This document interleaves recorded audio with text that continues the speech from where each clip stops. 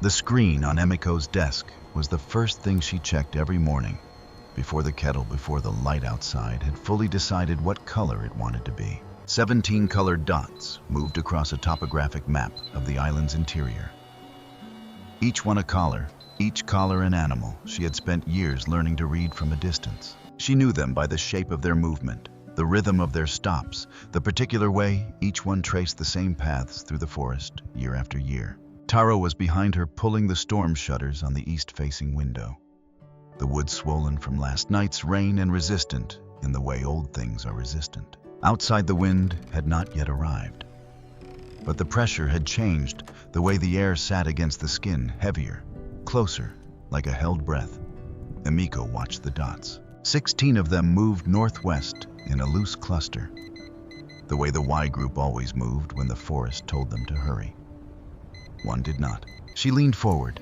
The dot for YF07 had stopped at the edge of a creek drainage, 200 meters east of where the group had been foraging an hour before. It was not unusual for a nursing female to pause to shift a clinging infant to a better position to rest against a root for 30 seconds before catching up.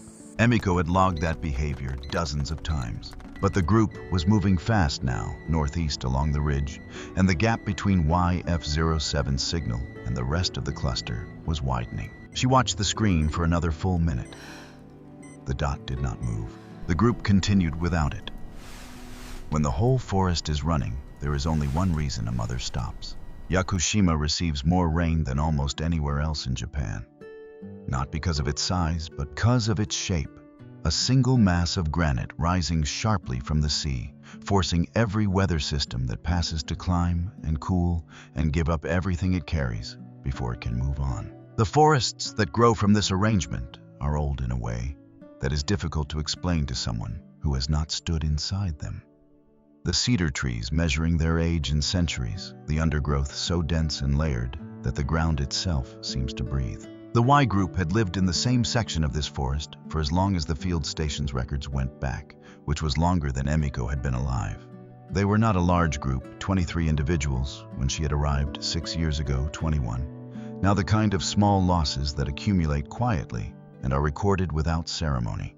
Emiko had been present for both of those losses, a juvenile male in her second year, a post-reproductive female 2 winters later. And she had noted each one in the data, and then continued, because continuing was what the work required, and because the group itself continued reorganizing around each absence. The way water reorganizes around a stone that has been removed from a riverbed smoothly, without apparent grief. Though she had learned by then not to assume that the absence of apparent grief meant the absence of grief. YF07 was one of the group's mid-ranking females, 7 years old, unremarkable in the social sense, which, in macaque terms, meant she had survived long enough to raise offspring without drawing the wrong kind of attention. Her collar had been fitted 3 years ago as part of a long-term movement study, and in the data it produced, she had proven to be exactly what the study needed. Consistent, predictable, a female whose daily routes described the contours of the territory more precisely than any map the researchers had drawn. She was not the most dominant female, nor the most peripheral. And the other members of the group treated her with the particular quality of indifference that signals genuine acceptance. She was simply part of the fabric of the group, as unremarkable and as necessary as any thread. She had given birth once before, 2 years ago, to an infant that had not survived its first week, a cold spring.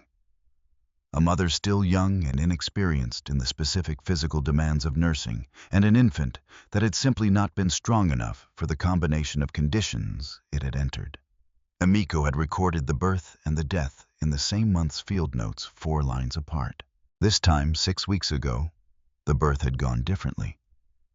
Emiko had not been present for it, but had arrived the following morning to find the mother sitting at the edge of the group's sleeping site with the infant pressed against her chest, both of them still and composed in the way of something that has just come through something difficult and arrived against the odds at the other side. The infant was small, even for a newborn Yakushima macaque whose island isolation has produced over generations.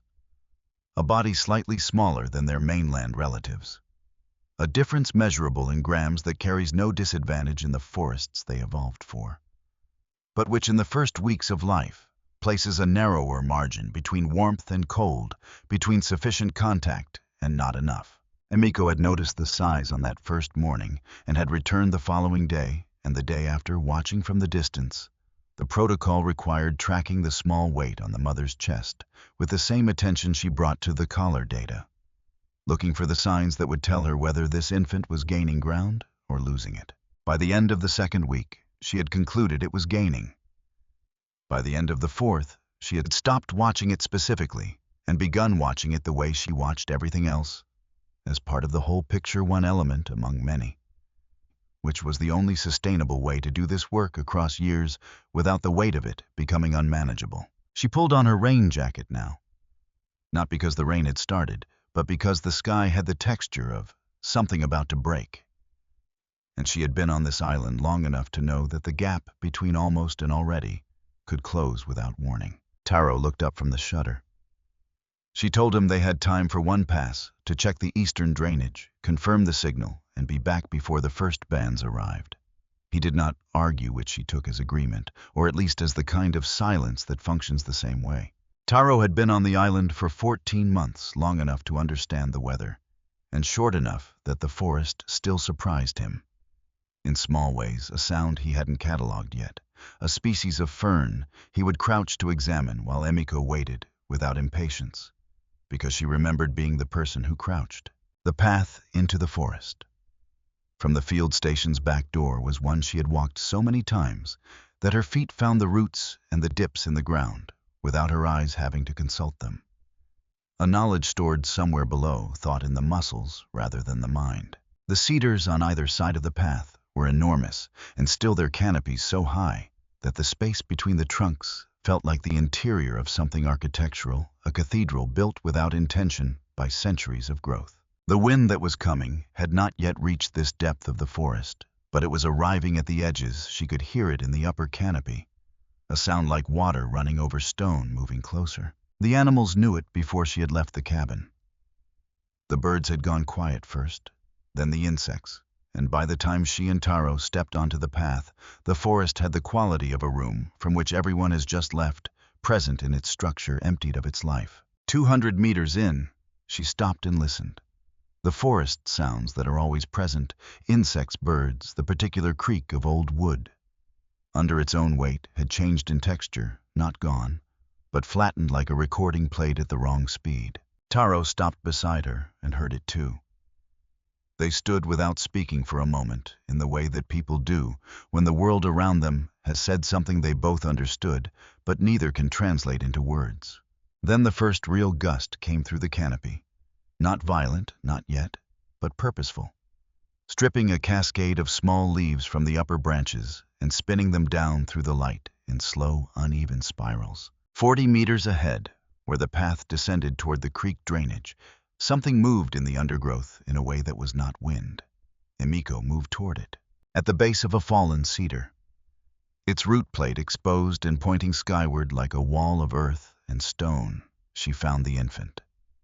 It was alive. It was pressed into the joint between the root plate and the ground, its body curled on itself, its fingers gripping the exposed root fibers with the particular intensity of a grip that has nothing else left to grip.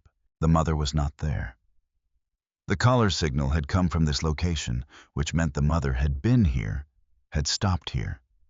But the signal's precision was within 15 meters, and the forest in every direction was silent in the way that a recently vacated space is silent, still holding the shape of something that has just left. Emiko crouched and looked at the infant without touching it. 6 weeks old, possibly less. The fur was darker than an adult's, the face pale pink and finely wrinkled, the eyes open and fixed on her with an expression that was not fear exactly, but something earlier than fear.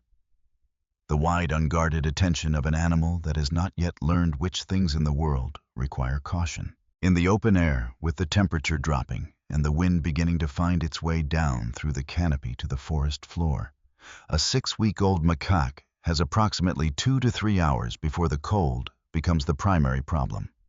Not the separation, not the hunger, but the simple arithmetic of a small body losing heat faster than it can produce it.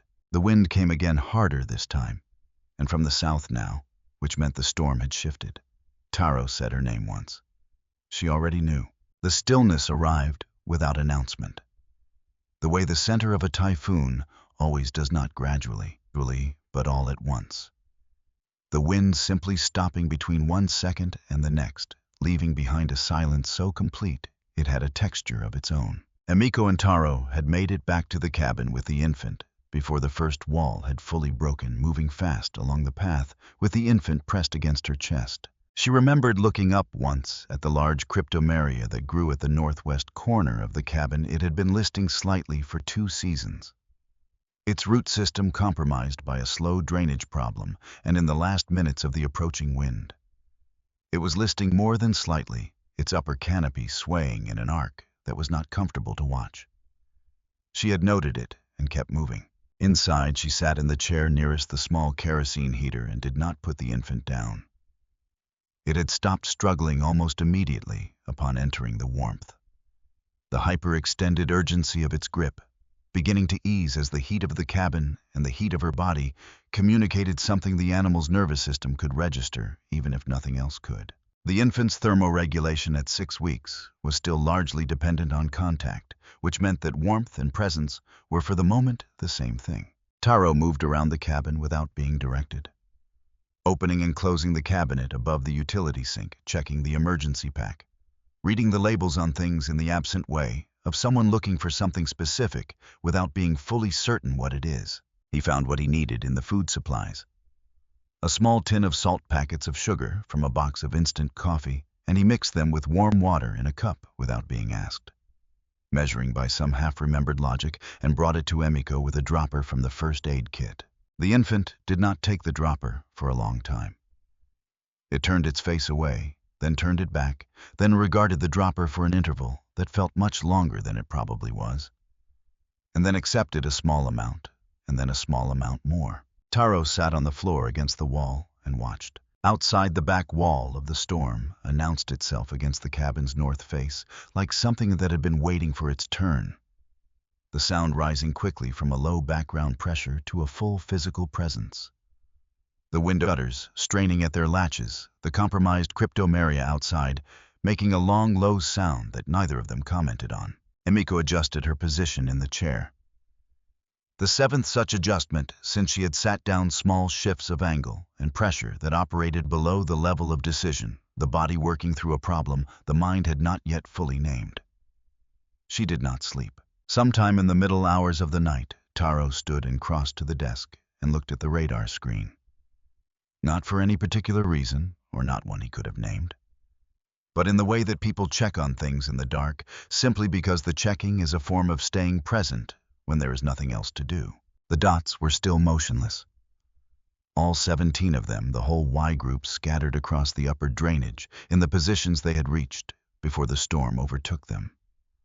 Each one a small animal pressed into whatever shelter the forest had offered, waiting. He stood there for a moment, looking at the screen, then went back to the wall and sat down. The infant had shifted while he was up, turned its head, tucked its face more firmly into the fold of Emiko's jacket, redistributed some small portion of its weight from her forearm to her chest, and Emiko had adjusted her grip in response, without waking.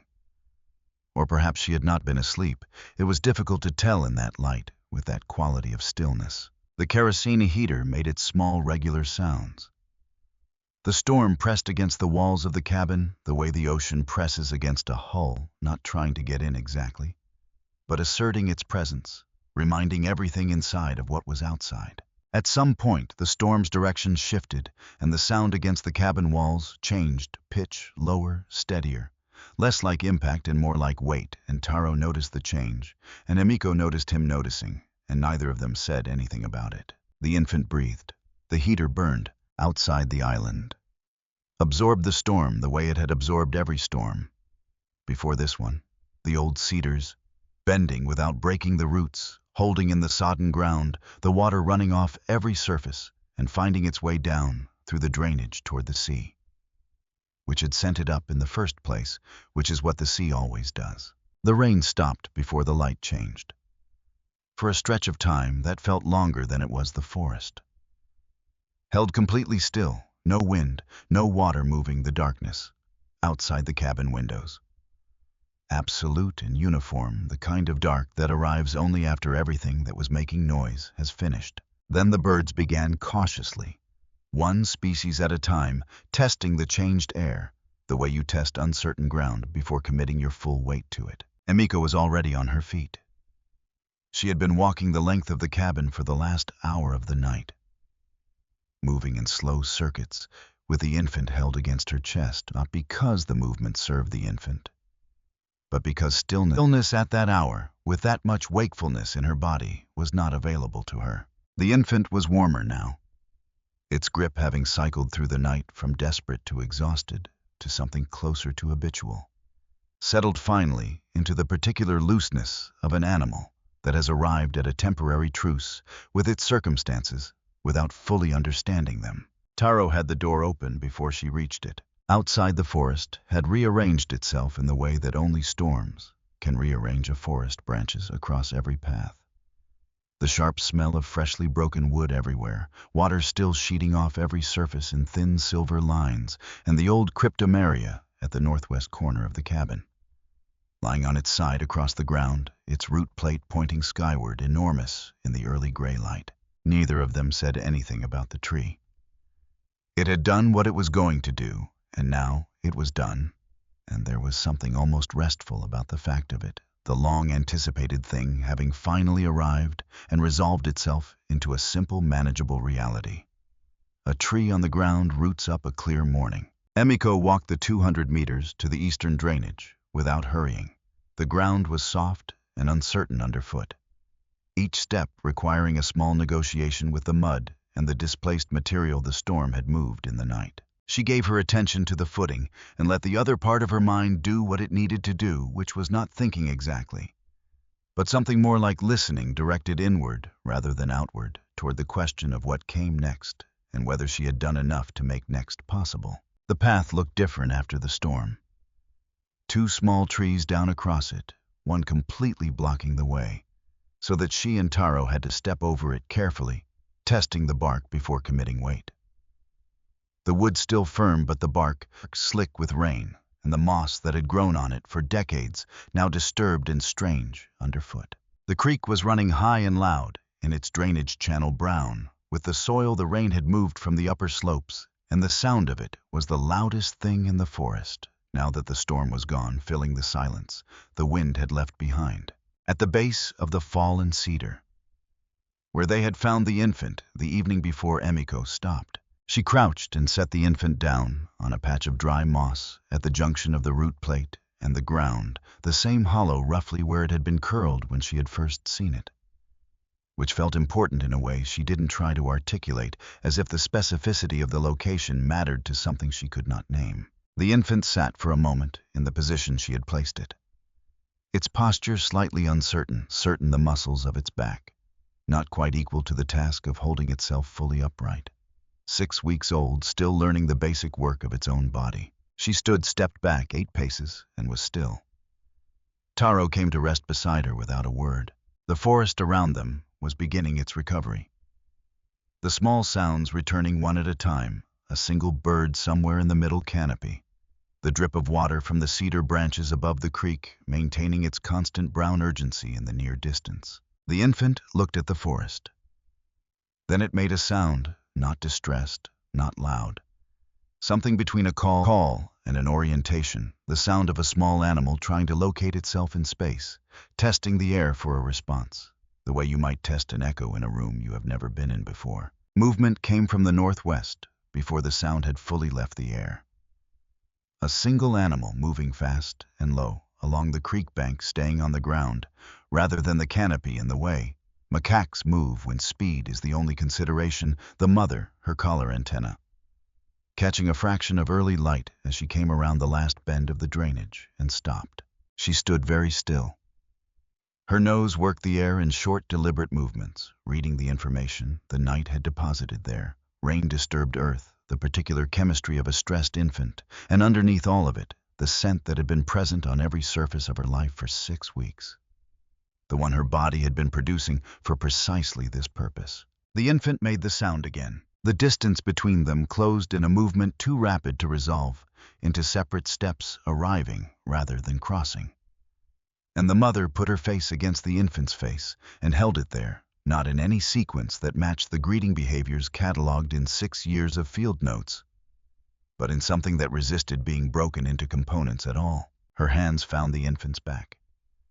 She turned the small body, checked it in the rapid, systematic way of a mother who has been separated and needs to account for every part, running her fingers along the limbs, across the torso, pausing for a fraction of a second at the infant's left hand before continuing a thoroughness that was not anxious but simply complete, the way any accounting needs to be complete before it can be closed. Then she crouched low, and the infant reached toward her with both arms, and she gathered it in, and it pressed against her chest, and the grip that had held Emiko's jacket through the long hours of the night transferred itself fully and without remainder to the fur it had been made to hold. The mother did not pause. She turned northwest toward the ridge, where the rest of the group was already beginning to move through the upper canopy, and she walked without looking back. The infant's dark shape pressed flat against her chest, exactly as it had been before the wind had changed and the island had done what this island does when the weather comes in from the sea and takes what it finds. Emiko watched until the mother's shape disappeared into the green. She did not move immediately after. Taro did not speak. Around them, the creek maintained its brown urgency, and a second bird joined the first somewhere in the canopy, and the drip from the cedar branches slowed as the wood shed the last of what the night had given it. The water behind it coming cleaner now from the upper slopes. The initial surge of displaced soil working its way through toward the sea. She reached into her jacket pocket and found the dropper, the one Taro had found in the first aid kit, the one that had taken 40 minutes, and a patience she had not known she had to coax the infant into accepting, and turned it once between her fingers and put it back. They walked back to the cabin along the same path they had always used, past the same roots and the same stones, except that the fallen cryptomeria lay across the ground now, where there had been open space before its exposed rings, counting outward through the wood, toward a number that neither of them tried to calculate.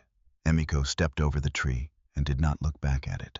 Inside the cabin, the kerosene heater had burned low in the night, and the room had the particular cool of a space that has been warm for a long time and is only now beginning to remember its natural temperature. She turned the heater up. The kettle was still on the counter, where she had left it the morning before when she had filled it and then not waited for it, because the screen had shown her a dot that was not moving, and the rest had followed from that.